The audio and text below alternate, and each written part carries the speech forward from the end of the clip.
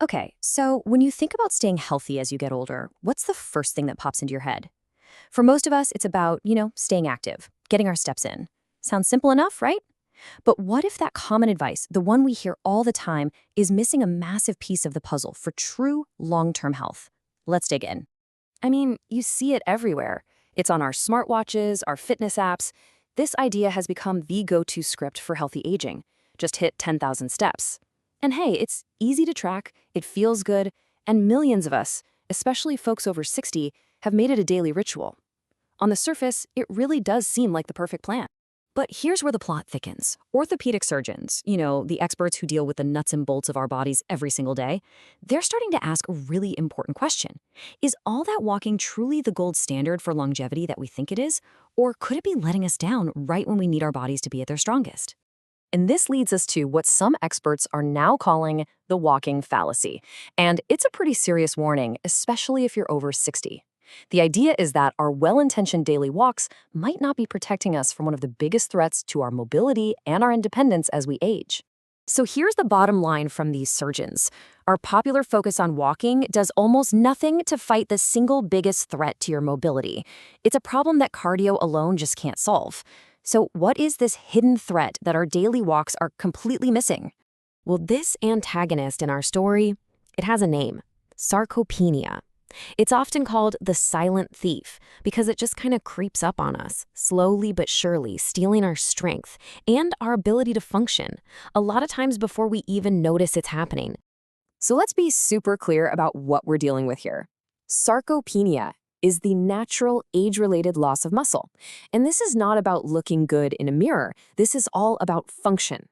It's the slow wearing away of the power you need to do basic things, like getting out of a chair, carrying your groceries, or catching yourself if you stumble. And as we're now finding out, fighting it takes a lot more than just putting one foot in front of the other. But here's the really good news. We're not just going to talk about the problem, we're going to get right to the solution. And the solution is so cool because it not only fights back against that muscle loss, but it also acts as a kind of diagnostic test for your own longevity. That's right. There is one simple movement you can do right now that does two things at once. It gives you a real-time checkup on your functional strength, and it's also one of the absolute best ways to directly fight the effects of sarcopenia. And this right here makes it crystal clear. So when you walk, you're mostly just using your lower legs. It's good, but it's limited. Now, look at the sit-to-stand squat. It is a whole body event. It fires up all the biggest muscles in your body, your glutes, your quads, your core. That's why walking has such a tiny effect on sarcopenia. It's not resistance training. The squat, on the other hand, directly builds the muscle we're trying so hard not to lose. And for balance, walking helps a bit, sure, but the squat fundamentally trains the exact movements you need to stay stable and independent. The difference is truly night and day. So let's break down this powerhouse of a movement, the sit-to-stand solution. It sounds incredibly simple, but I promise you, its impact on your long-term health and independence is just massive. Let's look at exactly how to do it right. All right, let's walk through this together. First, sit up tall on the edge of a good, sturdy chair with your feet flat on the floor. Now, you can cross your arms over your chest or put them out in front for balance. The key is what's next. You're going to lean forward a bit and push through your heels to stand all the way up. But here's the most important part: that slow, controlled movement back down. Don't just fall or plop back into the chair. Lower yourself with control. That's where you build the real-world strength and stability. That's the part that really counts. So let's just recap why this one move is such a game changer. First, it's a diagnostic test. How easily you can do this is a direct sign of your lower body strength. Second, like we saw, it gets every major muscle group you need for daily life involved.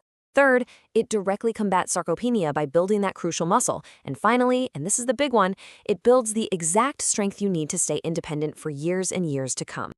So I'll leave you with this thought. This isn't just an exercise. Think of it as a daily declaration of your own independence. It's a vote for a future where you are strong, you are stable, and you are in control. So the real question isn't how many steps you can take today, it's how many times are you willing to stand up for your future.